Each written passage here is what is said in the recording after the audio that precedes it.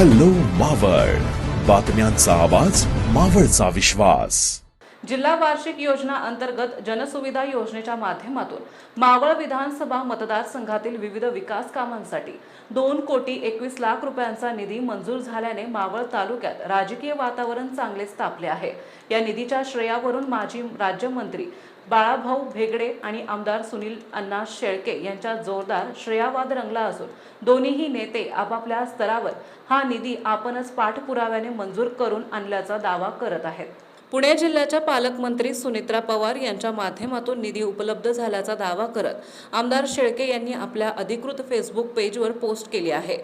तर भाजपचे ज्येष्ठ नेते बाळाभाऊ भेगडे यांनीही चंद्रकांत पाटील यांच्या सूचनेनुसार पाठपुरावा करूनच हा निधी मंजूर झाल्याचं सांगत स्वतःचे श्रेय मांडले। या पार्श्वभूमीवर मावळ तालुक्यात नेमका निधी कोणी आणला यावरून चर्चांना उधाण आले असून नागरिकांमध्ये विविध तर्कवितर्क लावले जात आहेत। राष्ट्रवादी काँग्रेस आणि भाजप या दोन्ही पक्षांचे प्रभावी नेते असलेल्या शेळके आणि भेगडे यांच्यातील ही स्पर्धा स्थानिक पातळीवर अधिक तीव्र होताना दिसत आहे।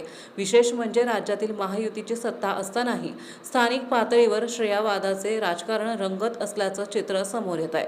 दरम्यान या सर्व घडामोडींमध्ये सामान्य नागरिक मात्र सकारात्मक भूमिका घेताना दिसत असून श्रेय कोणीही घ्या पण विकास कामे मार्गी लागली पाहिजे असा सूर उमटत आहे। मावळ तालुक्यात विकासासाठी स्पर्धा होणे गरजेचं असल्याचंही मत नागरिक व्यक्त करत आहेत। एकंदरीत 2 कोटीच्या निधीवरून सुरू झालेला हा श्रेयवाद जरी राजकीय रंग चढवणारा असला तरी त्यातून मावळच्या विकासाला चालना मिळणार असल्याची अपेक्षा व्यक्त केली जात आहे। आताच हॅलो मावळ YouTube चॅनलला सबस्क्राईब करा आणि आमच्या फेसबुक पेजला फॉलो करायला विसरू नका।